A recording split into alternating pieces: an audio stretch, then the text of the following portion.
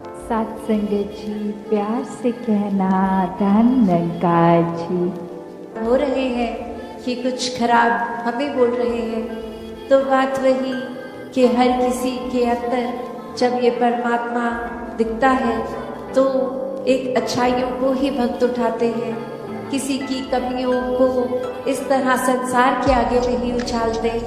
एक दिल में अगर वाकई ही एक कंसर्न है उस इंसान के लिए, तो उस इंसान को डायरेक्टली जाके उसके पीठ पीछे एक बैक बाइटिंग नहीं, उसको सामने जाकर बोला जाता है कि ये जो आपने बात कही वो ठीक नहीं थी, इसमें अगर आप सुधार कर लें तो वाकई ही आपका सुधार हो जाएगा, अगर आप अपने थोड़ा बिहेवियर चेंज लेके आएंगे।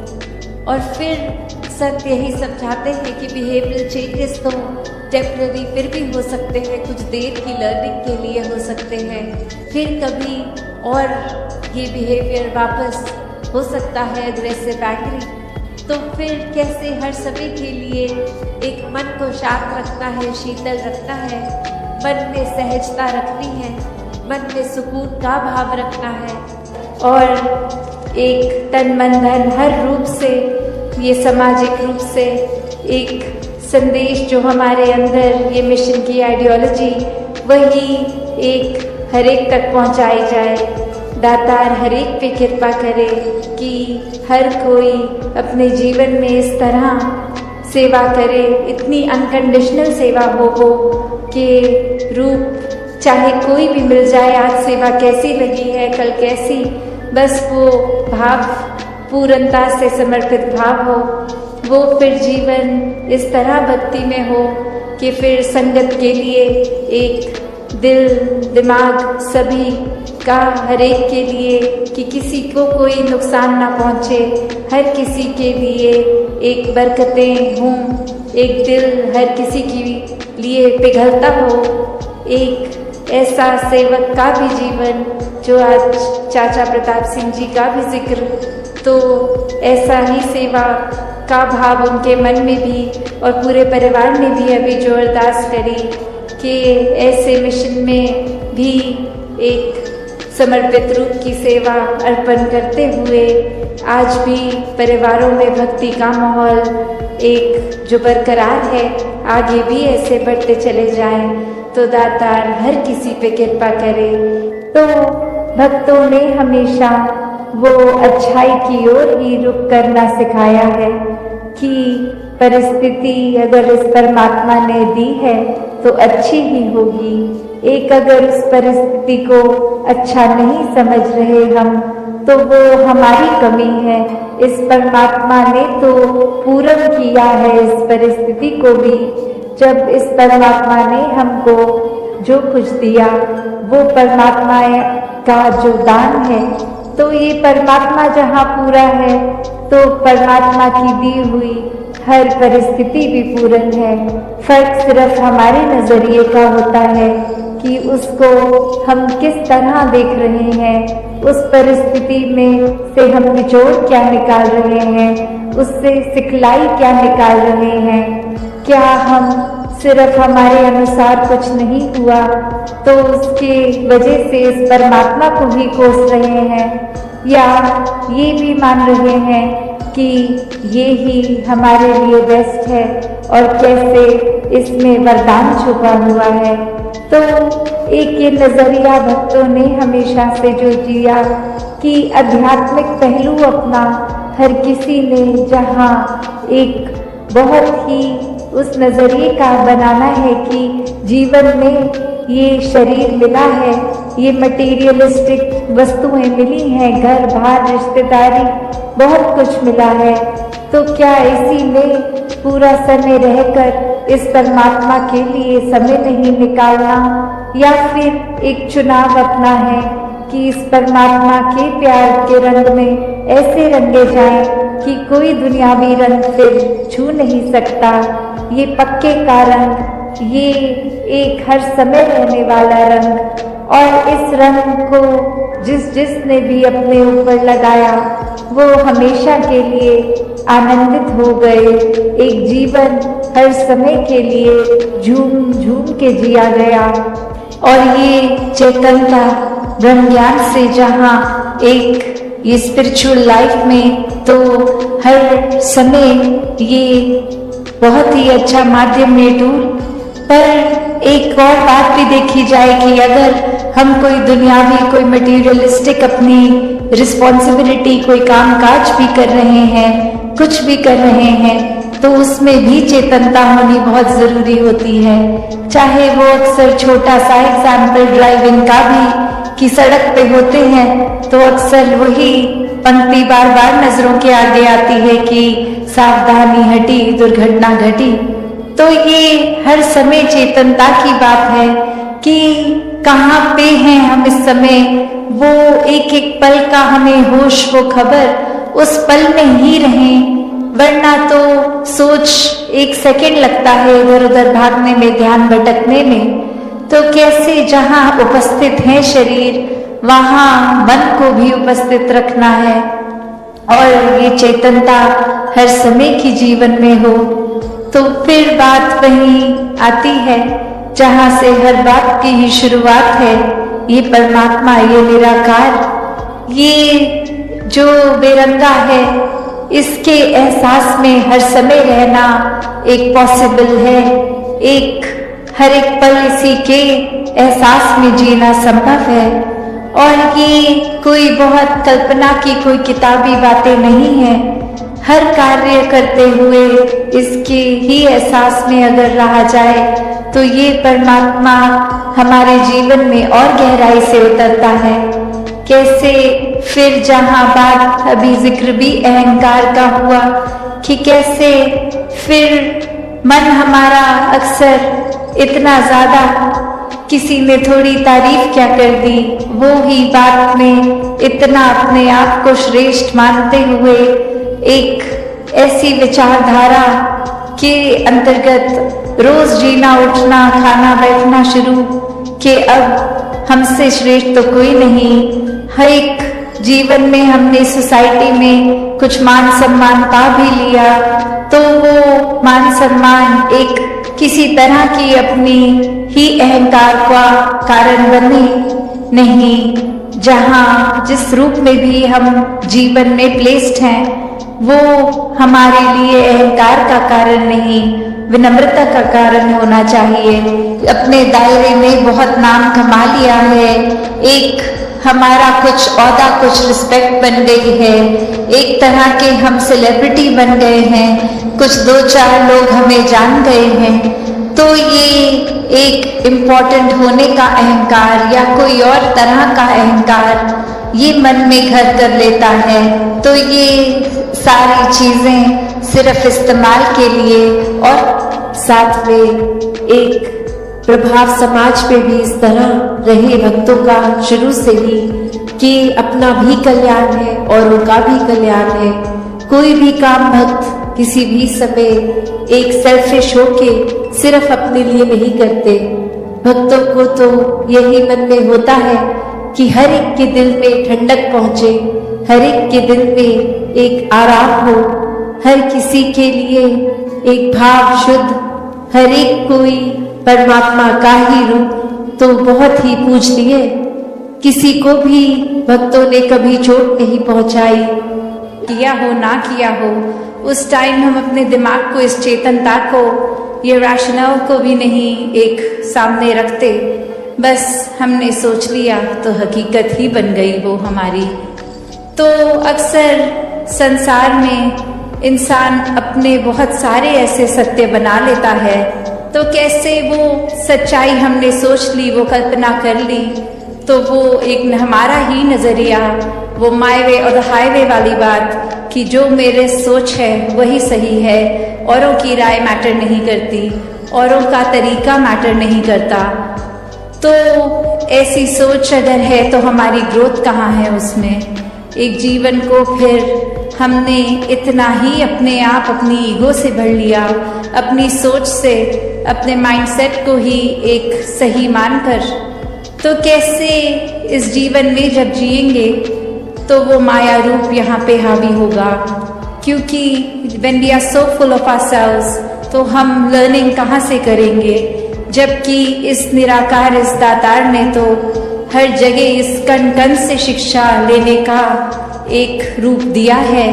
इस परमात्मा से जुड़कर जीवन में खुद भी एक अपने रोशनी ही करा जा सकता है, फिर वो मन का ठहराव अपने आप आ जाता है।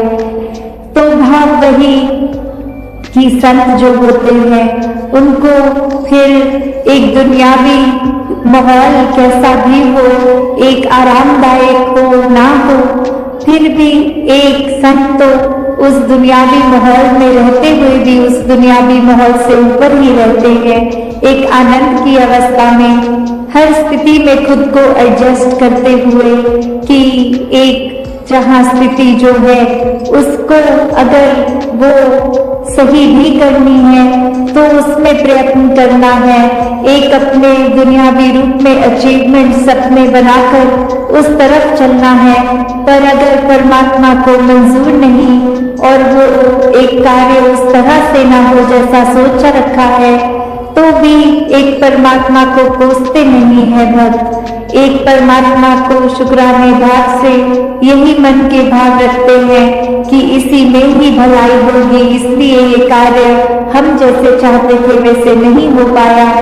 तो कैसे अपने जीवन को भक्तों ने हर समय इस परमात्मा के ही आसपास केंद्रित रखा कि एक दुनिया में हर दिन कैसा भी समय आ सकता है, पर ये परमात्मा ही है जिसके आश्रय एक अच्छा और बुरा समय दोनों ही आराम से कट जाते हैं, जहाँ फिर ये मन में सोच नहीं आती कि एक जीते जी बेचैन है और जीने के बाद जब ये मौत हो जाएगी तो इस आत्मा का क्या होगा, क्योंकि जिन्होंने जीते जी इस परमात्मा को जान लिया, देख लिया, इसके साथ जीवन का हर पल अपना जिया, तो उनको पता है वो चैन से जी रहे हैं और जो चैन से ही जीता है वही चैन से मरता है।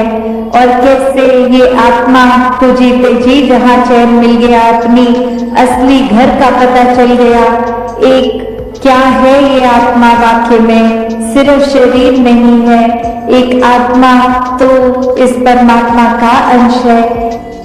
तो बात वही कि कैसे हर एक में जहाँ हर किसी में इस परमात्मा को देखना है, हर एक के अंदर वो कैपेसिटी है, वो पोटेंशियल है कि कैसे इस परमात्मा के सारे गुण हम चाहे एक मनुष्य के शरीर में है पर परमात्मा जैसे देवीय गुणों से हम युक्त हो सकते हैं, ह्यूमन वैल्यूज से युक्त हो सकते हैं। ये मन में कंपैशन, काइंडनेस, दया, क्षमाशील होना, एक मन में प्यार का भाव, प्रेम का भाव, ये लव, ये सरेंडर, ये ब्रॉड माइंडेड होना, हर एक को एक्सेप्ट करना, हर किसी के लिए वही भाव हो कि ये इंसान से बहुत कुछ हमें सीखने को मिल कि किस तरह हर कोई ये सत्कार का पात्र है, क्योंकि इतनी बड़ी रात ये निरंकार परमात्मा जिसके भी हिस्से में है और बाकी भी जो अभी अपरिचित हैं उस ब्रह्म ज्ञान से, तो हर एक में जब वो देखेंगे तो मन सिर्फ वो प्यार करेगा, सत्कार करेगा। और फिर हम हर एक को वो बेनिफिट ऑफ डाउट की जो बात आती है कि अगर किसी ने कुछ हमें गलत भी कर दिया, कोई किसी का कर्म हमें दुख पहुंचाता है, तो अपने उस व्यक्ति से गुस्सा ना करके सिर्फ एक ही भाव मन में अपने आप आएगा कि उस व्यक्ति की शायद कोई मजबूरी रही होगी, आज उसका हो सकता है दिन अच्छा ना रहा हो, कोई किसी ने कुछ उसको बुरा बोल दिया हो तो इसलिए उसका मन कड़वा हुआ है, इसलिए उसके बोल कड़वे निकले हैं। तो जब तक ये बात नहीं हम दे पाएंगे अगले को बेनिफिट ऑफ डाउट, तब तक हम वो सत्कार, ये प्यार कुछ भी नहीं उस तरह दे सकेंगे, क्योंकि हम अपने आप को तो बहुत जल्दी उस तरह माफ़ कर देते हैं कि चलो ये चीज़ हमसे गलत हो गई, कोई बात नहीं, हम अपने आप को माफ़ कर रहे हैं। पर वही अगर सामने वाला व्यक्ति कुछ अगर गलत करता है तो एकदम से हम उसका एक वो जजमेंट पास करते हैं, हम ये सोच विचार कर लेते हैं कि ये इंसान को तो आज के बाद मुड़कर देखना भी नहीं है। तो हमें इस तरह अपने जीवन में सुधार करना है कि किसी ने अगर कुछ गलत कर भी दिया तो उसके लिए भी मन से यही अरदास करनी है कि दातार कृपा करके ये जो भी कमियां हैं हमारे अंदर, दूसरों के अंदर, वो दूर होती जाए और ऐसे ही प्यार और सत्कार जग में बढ़ता चला जाए। हाँ जी। गुण गावण नित ऐसे एक दे, ऐसे दा दीदार करन। तो ये जो दीदार की बात होती है, किसका गुण गाना है, किसके दीदार करने हैं, तो वो ये परमपिता परमात्मा निरंकार, ये जो एक ऐसी सत्ता है जो शुरू से है, वो हमेशा से कायम दायम रहने वाली, कि कैसे हम जब तक वो एक निरंकार जो इस तरह से देखा जाए, अगर एक व्यक्ति दूसरे को देख रहा है तो उनकी आंखों के बीच में भी वो है, वो अपनी पलकों से भी नज़दीक है, जैसे बोलते हैं शारक से भी नज़दीक। तो इतना करीब होने के बाद जब वो अपनी आंखों से नहीं खुद देखा जाता, वो संतों का संग करने के बाद ही ये दात प्राप्त होती है, जो अपने लिए तो सुखदायी होती भी है और हमारे जीवन में वो ऐसा एक हमारा पल पल बना देती है कि हर पल में सिर्फ ये निरंकार प्रभु परमात्मा का शुक्रिया निकलता है हर समय, और वो भाव कि इसी के ही हमेशा गुणगान करने हैं। फिर बाकी चीज़ें लगता है कि है, सबकी इम्पोर्टेंस अपनी है, पर निरंकार से ज़्यादा इम्पोर्टेंट कुछ नहीं, इस परमात्मा से ज़्यादा ज़रूरी कुछ नहीं। हाँ जी। इसे एक दे नाल जोड़ के बेड़ा जग दा पार करन। तो ये बेड़ा जग का, इससे क्या मतलब हो रहा है? इससे सिर्फ यही बात कि हम जब जीवन काल की यात्रा अपनी जी रहे हैं तो उसमें हमें क्या एक ऐसा, जो बोलते हैं कि एक परमानेंट चीज़ क्या है, कि जो सबसे मजबूत चीज़ जिसने वो स्थिर है, उसने कभी हमारे उतार चढ़ाव के साथ उतरना चढ़ना नहीं है। जैसे एक तूफान आता है तो हमें बोला जाता है कि कोई ऐसी चीज़ को पकड़ लो, जैसे पेड़ या कुछ जो अपना ज़मीन के अंदर इतनी मजबूती से जिसकी नींव गड़ी हो, ताकि वो हवा फिर हमें उड़ा नहीं सकती। हमने एक ऐसी स्थिर चीज़ को पकड़ लिया है जिसके कारण हम भी, वो हवाएं हमको उड़ा के नहीं ले जा सकती।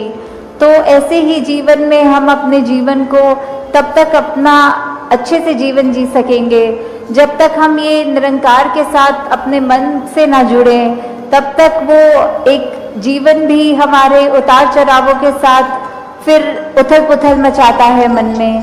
तो निरंकार का ही आसरा लेना है, निरंकार में ही अपनी श्रद्धा रखकर ये वो बात करनी है कि हमें ये अब जो स्थिर चीज़ मिल गई है, जो कभी एक सब किसी भी सिचुएशन में अपनी जगह से नहीं हिलती, तो हम फिर वो एक मजबूती का और सहारा लेते चलते जाते हैं और हमारा मन भी और सहारा पक्का करके एक विश्वास और बढ़ाकर फिर हमारे जीवन में ऐसे भी कोई कर्म नहीं हो पाते जो अपने लिए भी नुकसानदायक हों और औरों के लिए भी नुकसानदायक हों। हाँ जी। श्वास श्वास इक नु सिमरण, दूजा कदे त्यावण ना।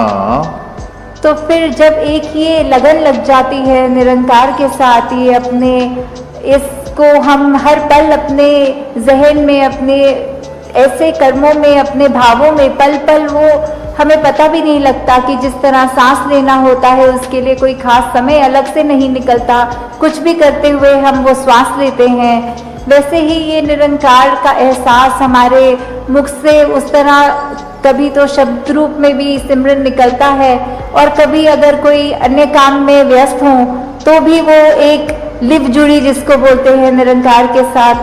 तो जब वो हो वहाँ पे हम रहे पूरे समय, तो दिन में कुछ भी करते चले जाएं पर लगातार एक चीज़ एक कांस्टेंट रहती है, वो है कि ये निरंकार का एहसास। तो जब तक हम वो सिमरन रूप में अपना नाता निरंकार से और गहरा करते जाएं, जितना अधिक से अधिक हो सके मन में भी करें और बोल से भी सिमरन करें, ताकि वही बात कि ये निरंकार ही है जो सही मायने में सब कुछ है और बिना उसके कुछ भी नहीं, और वो खुद भी सब कुछ होते हुए ना उस तरह दिखता है, पर फिर भी इतने गुण, बिल्कुल निर्गुण होते हुए भी। तो हमें भी ये सब ज़्यादा से ज़्यादा ऐसे कोशिश करनी है कि हम बिल्कुल वही गुणों को अपने जीवन में उतार पाएं, उसी तरह अपने जीवन को चला पाएं जिस तरह युगों युगों ने संतों ने चाहा है कि एक कर्म हमारे ऐसे बनते जाएं, एक ऐसा हमारे दिल से दिल का रिश्ता इस निरंकार प्रभु परमात्मा से जुड़े। हाँ जी। कहे अवतार और पूरे गुरसिख एक नु कदी भुलावन ना। तो फिर ये जो एका है ये निरंकार की तरफ इशारा करते हुए कि जो भी पूर्ण गुरसिख होंगे, जिनको ये ब्रह्म ज्ञान की दात प्राप्त हो गई और उसके बाद वो अपने अहंकार को तज के ये उस तरह एक सिर्फ इस एक ही के साथ ही जुड़ा हो, चाहे वो किसी भी भाव से हम लेते हों, जो अपनी श्रद्धा से जो भी बुलाना चाहे, तो उसके साथ जब तक जुड़े हैं इसका एहसास करते हुए तो ही सब कुछ है। नहीं तो वो एहसास जिस पल खो दिया, समझो वो जीवन काल वहीं थम गया, या फिर वो भी नहीं पता लगता कि कब वो पतन की ओर एक हमारे सोच विचार बन जाते हैं। तो हमें किस तरह ये अपने अंदर और मेहनत करनी है कि बस ये एक जो है। साथ संगत जी प्यार से कहना धर निरंकार जी। साथ संगत जी आशा करता हूँ निरंकार प्रभु कृपा से आप सभी अच्छे होंगे, स्वस्थ होंगे। साथ संगत जी आप जी के चरणों में बहुत ही सुंदर सुंदर प्रेरणादायक निरंकारी कहानियाँ साथ संगत जी आशा है प्रवान करें और ध्यान से सुने। साथ संगत जी प्रमोद और रवि अच्छे दोस्त थे। एक दिन एक छोटी सी बात पर उनका झगड़ा हो गया। प्रमोद ने गुस्से में रवि को बहुत बुरा कहा। बाद में जब प्रमोद ने अपनी गलती समझी तो उसने माफ़ी मांगने की कोशिश की, लेकिन रवि अभी भी गुस्से में था।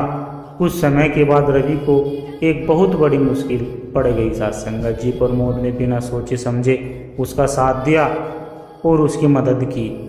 रवि ने यह देखकर अपने दिल का गुस्सा त्याग दिया और प्रमोद को माफ़ कर दिया। साथ संगत जी एक सेवादार सत्संग में हमेशा आगे सेवा करता था और गर्व करता था कि उसे मंच पर सेवा मिलती है। एक दिन मंच पर उसकी जगह किसी नए सेवादार को सेवा के लिए लगा दिया। साथ संगत जी उसे बहुत बुरा लगा।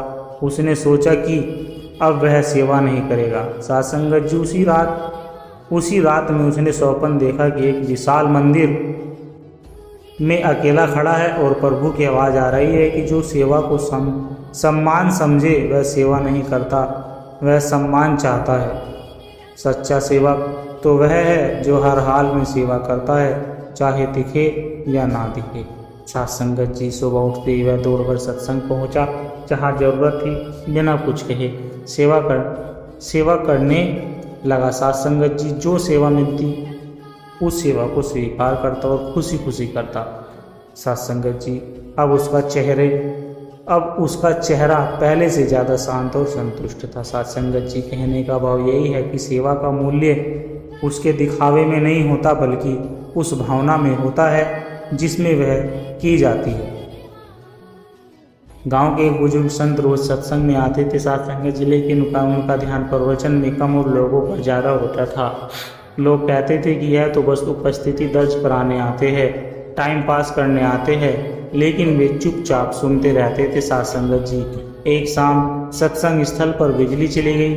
तभी किसी ने एक दीपक जलाया। धीरे धीरे दीपक की लो ने पूरे कमरे को रोशन कर दिया। साथ संगत जी उस दीपक को एकटक देखने लगे। मन में विचार आया कि एक छोटा सा दीपक पूरे अंधेरे को दूर कर सकता है, तो मेरा मन सत्संग रूपी दीप से क्यों नहीं रोशन हो सकता। साथ संगत जी उन्हें समझ में आया कि सत्संग में केवल शरीर लाना पर्याप्त नहीं, बल्कि मन की बातों को श्रद्धा के तेल में भिगोकर सुमरन की लो से जलाना जरूरी है, तभी आत्मा में प्रकाश होगा। साथ संगत जी अगले दिन से उसका व्यवहार बदल गया। वे मन लगाकर सत्संग सुनने लगे, सच्चे भाव से सुमरन करने लगे और सेवा में जुट गए। साथ संगत जी कुछ ही समय में उनका जीवन शांत, निर्मल और प्रेरणादायक बन गया। साथ संगत जी कहने का भाव यही है कि सत्संग रूपी दीपक से तभी रोशनी मिलेगी जब हमारा मन उस प्रकाश को ग्रहण करने के लिए तैयार होगा। सच्चा बदलाव तभी आएगा।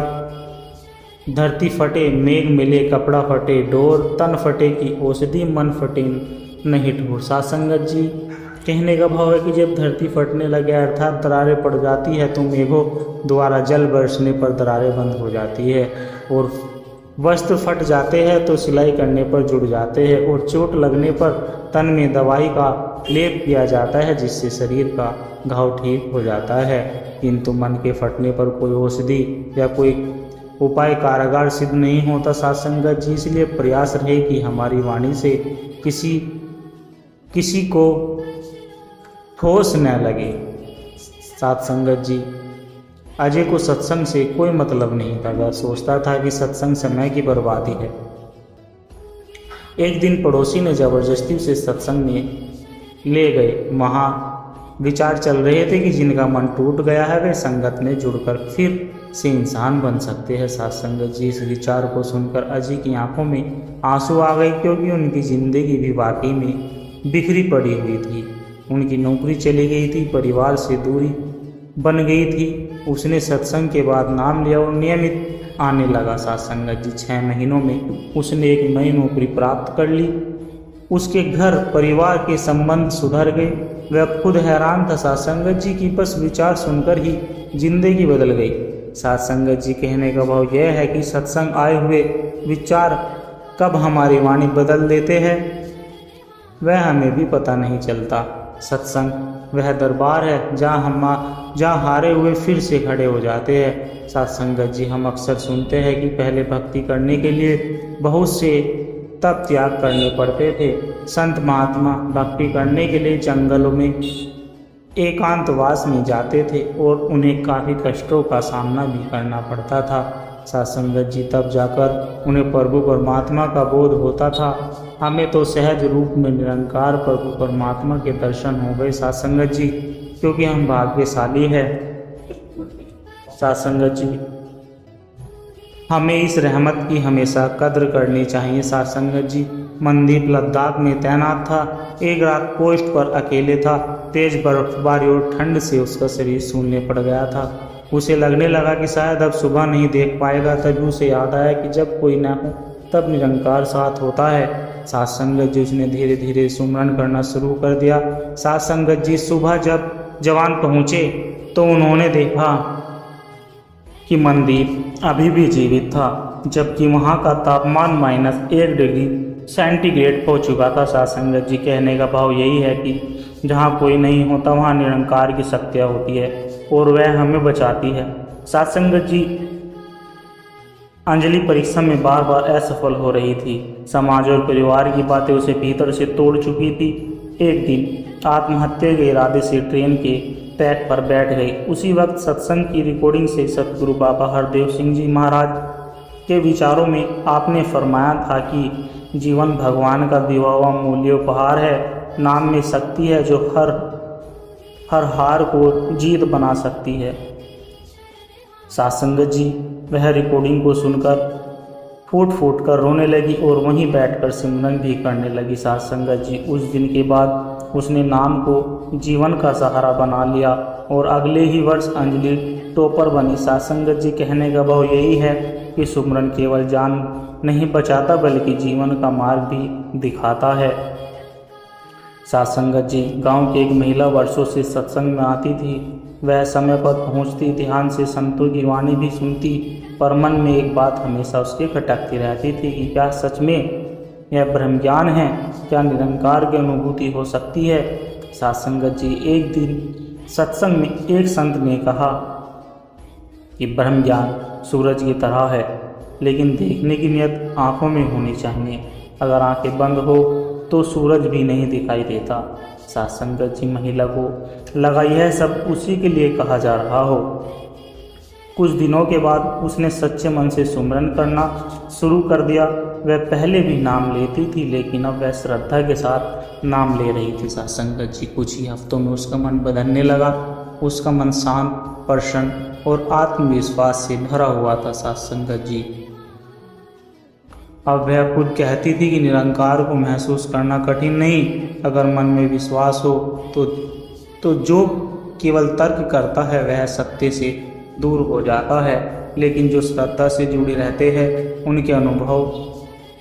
उन्हें अनुभव की प्राप्ति अवश्य होती है। साध संगत जी, कहने का भाव है कि श्रद्धा एक ऐसी चाबी है जो आत्मा के बंद दरवाजों को खोल देती है।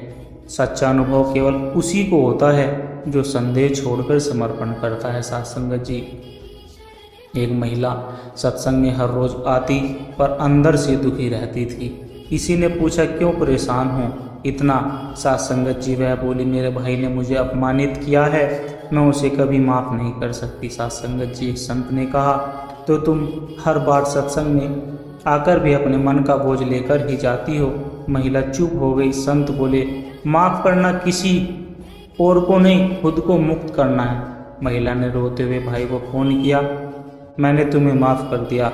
उसी क्षण जैसे उसके मन का पहाड़ उतर गया हो।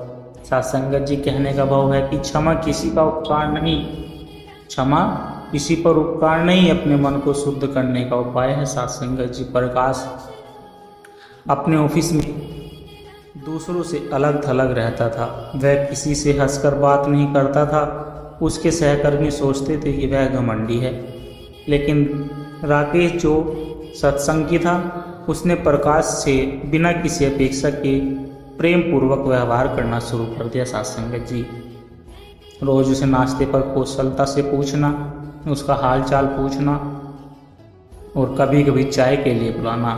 धीरे धीरे प्रकाश का व्यवहार बदलने लगा। उसने बताया कि वह अकेला रहता है और परिवार से बहुत दूर है।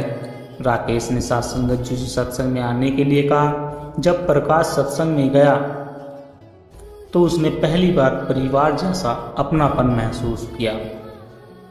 वहाँ की आध्यात्मिकता, आत्मीयता, समता और प्रेम ने उसे भीतर से अकेलेपन को समाप्त कर दिया।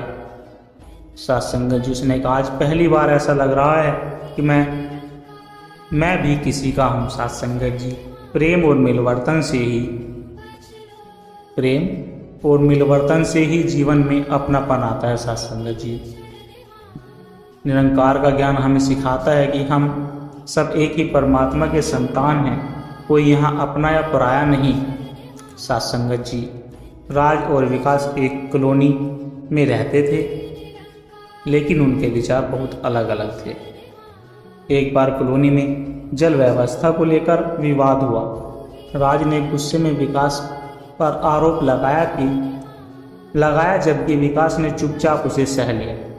कुछ दिनों के बाद राज के घर में एक आपातकालीन स्थिति उत्पन्न हो गई। सत्संगत जी, उसकी बेटी बीमार थी और एम्बुलेंस समय पर नहीं आ रही थी। विकास जो उस समय वहीं था तुरंत अपनी गाड़ी लेकर आया और राज की बेटी को अस्पताल पहुंचाया। सत्संगत जी, राज की आंखों में आंसू आ गए। उसने विकास से माफ़ी मांगी और कहा कि मैंने तुम्हारे साथ गलत किया है और कहा मैंने तुम्हें बहुत गलत समझा, लेकिन आज तुमने जो किया वह सच्चे इंसान का काम है। सत्संगत जी, इस घटना के बाद दोनों परिवार इतने करीब आ गए कि हर त्योहार को साथ मनाने लगे। सत्संगत जी,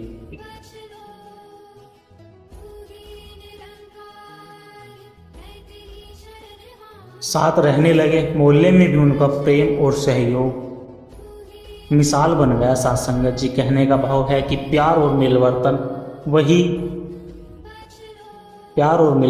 वही असली पूजा है जो दिलों को जोड़ता है। सत्संगत जी, निरंकारी मिशन में सिखाया जाता है कि मतभेदों से नहीं मनभेदों को मिटाकर दियो। सत्संगत जी, एक गांव में दो व्यक्ति सत्संग में एक साथ जाते थे। एक बहुत ऊंचे स्वर में सिमरन करता, लोगों को प्रवचन भी सुनाता, पर दूसरा चुपचाप आता और शांत बैठता। फिर वह चुपचाप चला भी जाता था। सत्संगत जी, लोग पहले वाले की बहुत तारीफ करते थे, देखो कितना ज्ञान है उसके पास। सत्संगत जी, एक दिन एक गुरु वहाँ आए और बोले, आज हमें एक भक्त का घर देखना है। सत्संगत जी, सबको लगा कि पहले वाले के घर चले गए, लेकिन गुरु सीधे दूसरे वाले के घर पहुँचे। वहाँ एक कोने में उनकी माता जी बीमार थी, दूसरा व्यक्ति उनके पैर दबा रहा था और पास में सत्संग की वीडियो चल रही थी। गुरु मुस्कुराए और बोले, जो दिखता है वह हमेशा सच्चा नहीं होता। सच्ची भक्ति वह होती है जहाँ सेवा, प्रेम और नम्रता होती है। सत्संगत जी कहने का भाव यही है कि भक्ति मूल्य केवल शोर में नहीं बल्कि सादगी और सच्चाई में होती है। सत्संगत जी मोहन एक मेहनती युवक था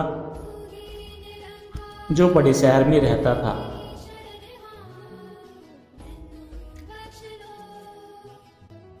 वह अपनी सफलता पर कभी गर्व नहीं करता था और हमेशा सबके लिए विनम्रता से पेश आता था। सत्संगत जी एक दिन उसकी कंपनी में एक नया कर्मचारी आया जो अपने पद और दौलत का बहुत दिखावा करता था।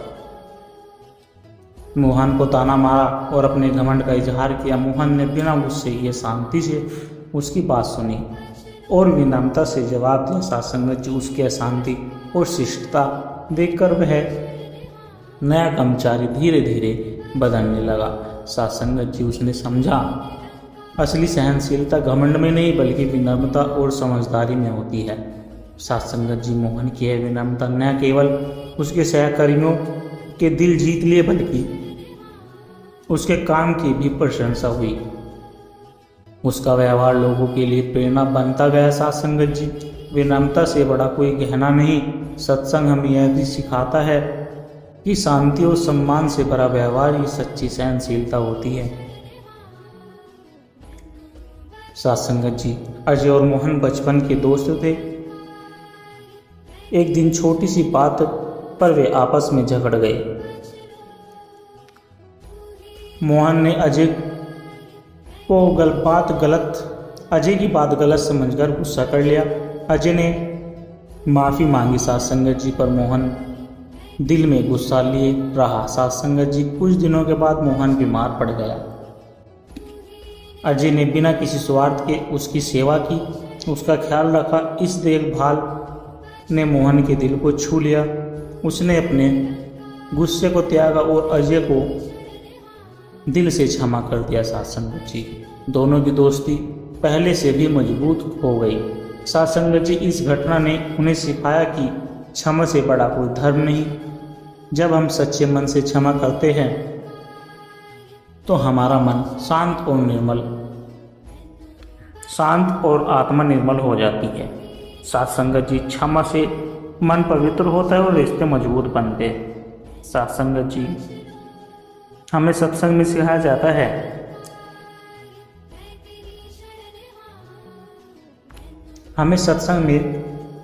जाता है कि क्षमा से बड़ा कोई धर्म नहीं है। जब हम सच्चे मन से क्षमा करते हैं तो हमारा मन शांत और आत्मा निर्मल हो जाती है। सत्संगत जी क्षमा से मन पवित्र होता है और रिश्ते मजबूत बनते हैं। सत्संगत जी हमें सत्संग में सिखाया जाता है कि सच्चा सुख क्षमा से ही आता है। सत्संगत जी राकेश एक छोटे से गांव का युवक था जो गरीबी में रहता था, लेकिन उसकी शिष्टता और सहनशीलता पूरे गांव में मशहूर थी। सत्संगत जी एक बार गांव में एक बड़ा मेला लगा। मेला देखने शहर से एक अमीर व्यापारी भी आया जो अपनी दौलत और पद का दिखावा करता था। व्यापारी ने राकेश की साधारण पोशाक देखकर उसका मजाक उड़ाना शुरू कर दिया। सत्संगत जी पर राकेश ने न तो गुस्सा किया और न ही कोई अपमानजनक बात की।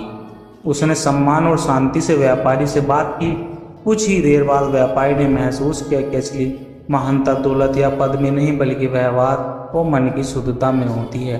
उसने राकेश से माफ़ी मांगी और कहा, तुम्हारी सहनशीलता ने मुझे सच्चा इंसान बनने के लिए सीख दिया है।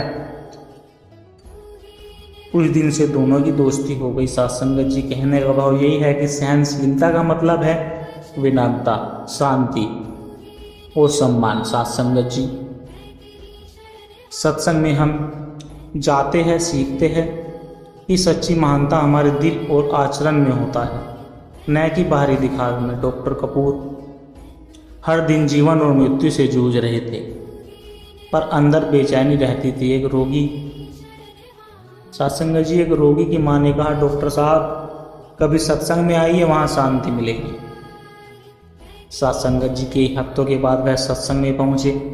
वहाँ पर विचार चल रहे थे कि हम बाहर का इलाज करते हैं पर आत्मा का इलाज सत्संग करता है।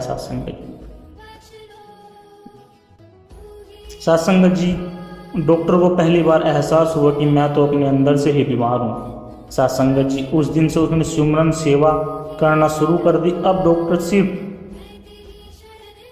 डॉक्टर ने एक शांत सेवक बन चुके थे, क्योंकि सत्संग में आने से उनके अंदर की बीमारी नष्ट हो गई थी। साथ संगत जी, कहने का भाव यही है साथ संगत जी कि आत्मा की दवा है जो मन को भी स्वस्थ बना देते हैं, और वह दवा सत्संग है। साथ संगत जी, सदगुरु माता सुदीक्षा जी अपने विचारों में फरमाती है कि हम यह पंक्तियां सुनते आए हैं कि परहित सरिस धर्म नहीं भाई, अर्थात संसार में धर्म तो अनेक है, पर असली धर्म मानवता का ही है, और भेदभाव से रहित परोपकार भी भावना ही उत्तम भावना है। साथ संगत जी, ब्रह्म ज्ञान द्वारा हमारे सभी भ्रम समाप्त हो जाते हैं। हमने सेवा सुमरन और सत्संग को भी कर्मकांड बनाकर नहीं करना, बल्कि भाव से करना है, ताकि हमारे जीवन का अभिन्न अंग बन जाए। साथ संगत जी, लेकिन ध्यान और सहारा इस निरंकार का ही बना रहे। प्रभु न दंड देता है न माफ करता है, वह तो कर्म फल तराजू है जो बस इंसाफ करता है। सुख दुख का बटन तेरे हाथ में है बंदे, तो खुद ही वन करता है तो खुद ही योग करता है। जो धन आपने कमाया है उसे आप भोग पाओ या ना भोग पाओ, लेकिन उस धन को कमाने के चक्कर में जो कर्म किए हैं उन्हें तो भोगना ही पड़ेगा। साथ संगत जी, मीना की झोपड़ी में अचानक एक दिन आग लग गई, सब कुछ जलने लगा, उसका एक छोटा बच्चा अंदर फंस गया। साथ संगत जी, सभी पड़ोसी भागने लगे, लेकिन मीना जोर जोर से सिमरन करने लगी। साथ संगत जी, एक पालतू कुत्ता दौड़कर अंदर गया और बच्चे को खींचकर बाहर ले आया। लोगों ने आश्चर्य से पूछा, यह कैसे संभव हो पाया? साथ संगत जी, मीना की आंखों से आंसू निकल पड़े। मैंने तो केवल सुमरन किया था, बचाने वाला यही है। साथ संगत जी, कहने का भाव यही है, जहाँ भी हिम्मत हार जाते हैं वहाँ केवल यह सुमरन का रास्ता ही काम आता है। साथ संगत जी, अहंकार सूक्ष्म रूप से भी जीवन में आ जाता है, इसलिए इससे सावधान रहना जरूरी है। कई बार इंसान को ऐसा लगता है कि उसके बगैर कोई कार्य नहीं हो सकता, जबकि सच तो यह है कि सिकंदर जैसे राजा को भी अंत में खाली हाथ ही जाना पड़ता। साथ संगत जी, स्कूल में जब परीक्षा होती है तो उसमें कुछ समय दिया जाता है। मान लीजिए 3 घंटे का समय मिला, उन्हीं 3 घंटों में हमें अपने उत्तर लिखने होते हैं, पर जीवन की वास्तविकता तो यह है कि किसी को नहीं पता हमारे पास कितना समय है। साथ संगत जी, और कब यह श्वास हमसे छीन जाए। हर श्वास एक टाइमर, एक नगाड़े के रूप में आ जा रही है। साथ संगत जी, घड़ी की सुइयों जैसी यह श्वास कब बंद हो जाए किसी को भी नहीं पता, इसलिए हमें समय रहते निरंकार की पहचान कर अपने जीवन का उद्धार करना है। साथ संगत जी, कुदरत की बनाई हर चीज़ बदलती है, वक्त, मौसम, इंसान, ख्याल और दृष्टिकोण सब बदलता है। बदलाव जीवन का नियम है, हर हाल में बदलते रहना चाहिए। जीवन को निरंतर बेहतर से बेहतर करने का उपाय करना इंसान के लिए हितकर है। मर्द व्यक्ति कभी नहीं बदलता, इसलिए उठिए, हर पल अपने आप को बदलिए, अपने विचारों को, अपने कर्तव्यों को बदलने का प्रयास करते रहिए, जीवन स्वतः ही बदलने लगेगा। साथ संगत जी, हम अक्सर सुनते हैं कि पहले भक्ति करने के लिए बहुत से तप त्याग करने पड़ते थे। संत महात्मा भक्ति करने के लिए जंगलों या एकांतवास में जाते थे। साथ संगत जी, और उन्हें काफ़ी कष्टों का सामना भी करना पड़ता था, तब जाकर उन्हें प्रभु परमात्मा का बोध होता था। हमें तो सहज रूप से निरंकार प्रभु परमात्मा के दर्शन हो गए। साथ संगत जी, क्योंकि हम भाग्यशाली हैं, हमें इस रहमत की हमेशा कदर करनी चाहिए। साथ संगत जी, भागवत गीता में भगवान श्री कृष्ण ने भक्तों के 4 श्रेणियों में बात की है। साथ संगत जी, अभ्यार्थी अर्थात जिज्ञासु और ज्ञानी भक्त, सबसे ऊंची श्रेणी ज्ञानी भक्त की बताई गई है, क्योंकि ज्ञानी भक्त परमात्मा को देखकर उसके तत्व को जान लेता है। बाकी श्रेणियों में भक्ति का कारण का कष्ट या आर्थिक तंगी आदि हो सकती है साथ संगत जी।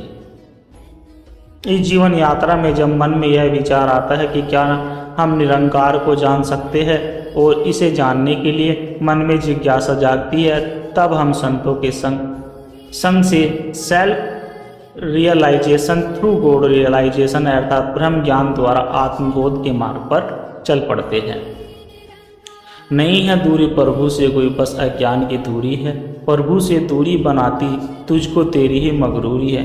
कैसे दूर हो सकता जो हाजिर नाजिर रहता है, भटक रहा अंधियारे में इसे जो दूर जो कहता है। ज्ञान की जिनको नज़र मिली वो देख इसको अंग संग में रहे, इसमें खोकर इसका होकर रंग जाता इसके रंग में। प्रभु को जो जाने हैं उसकी बात को बंदे मान जरा, कहे हरदेव कण कण वासी रमे राम को जान जरा। साथ संगत जी कबीरदास जी एक बार स्नान करने गए, वहीं पर कुछ ब्राह्मण अपने पूर्वजों को पानी दे रहे थे। तभी कबीर ने स्नान किया और वहाँ वह भी पूर्वजों को पानी देने लगा। साथ संगत जी इस पर सभी ब्राह्मण हंसने लगे और कहने लगे, कबीर तू तो इन सब में विश्वास नहीं करता, हमारा विरोध करता है और आज वही कार्य तुम भी कर रहे हो जो हम कर रहे हैं। तभी कबीर जी ने कहा, नहीं, मैं तो अपने बगीचे में पानी दे रहा हूँ। कबीर की इस बात पर ब्राह्मण लोग दिल से हंसने लगे और कबीर से कहने लगे, कबीर जी तुम बुरा गए हो क्या? तुम पानी इस तालाब में दे रहे हो तो बगीचे में कैसे पहुंच जाएगा? तब कबीर जी ने कहा, जब तुम्हारा दिया पानी इस लोक से पितर लोक चला जा सकता है, हमारे पूर्वजों के पास तो मेरे बगीचे तो इसी लोक में हैं, वहाँ कैसे नहीं जा सकते। सासंगा जी सभी ब्राह्मणों का सिर नीचे हो गया। देना है पानी भोजन कपड़ा तो अपने जीवित माँ बाप को दो, उनके जाने के बाद तुम जो भी दोगे या जो भी देना चाहोगे वह उन तक तो नहीं बल्कि पंछियों के घर में, पाखंडियों के घर में जरूर पहुँचेगा। बुद्धि से बुद्धि मिली कबीर से, बुद्धि से बुद्धि मिली कबीर से मिला ज्ञान। करना है करो प्यारो, जीते जी सम्मान। जब आप भोजन करने बैठते हो तब प्रभु को प्रणाम करके उसका धन्यवाद अवश्य करो और मन ही मन प्रभु से कहो कि हे प्रभु, मैं आपका दिव्य प्रसाद ग्रहण कर रहा हूँ, मुझे इस लाभ बनाए रखना कि मैं अपनी कमाई में खाऊं, पाप की कमाई घर में ना लाऊं, उसमें बेगुनाहों का खून ना हो, किसी के बच्चे का हक ना हो, मेरी कमाई पवित्र हो जिसमें मैं पवित्र अन्न को दिव्य प्रकाश के रूप में ग्रहण कर सकूं। हर एक प्राणी अपने मन की करवाना चाहता है, अपनी अनुकूलता चाहता है, अपना सुख आराम चाहता है, अपनी महिमा चाहता है, अपना स्वार्थ सिद्ध करना चाहता है। साथ संगत जी मूर्ख की संगत नहीं करनी चाहिए। मूर्खों की संगत में केवल दुख समस्या और अशांति ही मिलती है। जैसे लोहा जल पर नहीं तैर सकता, वैसे ही मूर्ख की संगत से कोई लाभ नहीं मिल सकता। साथ संगत जी स्वाति नक्षत्र की बूंदें जब केले के पत्ते पर पड़ती है तो कपूर बन जाता है, सीप में पड़ती है तो वह मोती बन जाता है और सांप के मुख पर पड़ती है तो वह विष बन जाता है। जैसे साथ संगत होती है वैसा ही रंग है। हर एक प्राणी अपने मन की करवाना चाहता है, अपनी अनुकूलता चाहता है, अपना सुख चाहता है, अपनी महिमा चाहता है, अपना स्वार्थ सिद्ध करना चाहता है। ऐसे व्यक्तिगत स्वार्थ के कारण ही परिवार में झगड़ा कलह अशांति होती है। साथ संगत जैसे कुत्ता आपस में बड़े प्रेम से खेलता है पर रोटी का टुकड़ा सामने आते ही लड़ाई शुरू हो जाती है। अतः लड़ाई का कारण रोटी का टुकड़ा नहीं, प्रयुक्त व्यक्तिगत स्वार्थ है। साथ संगत जी दास के द्वारा कही गई कहानी यदि आप जी को अच्छी लगी हो तो वीडियो को लाइक करें, शेयर करें और कमेंट बॉक्स में अपने विचार साझा जरूर करें। साथ संगत जी और दास के चैनल को भी सब्सक्राइब जरूर करें और दास को आशीर्वाद दे हर रोज आप जी के चरणों में ऐसी सुंदर निरंकारी प्रेरणादायक कहानी और विचार लेकर आता रहूं। साथ संगत जी प्यार से कहना, धन्य निरंकार जी।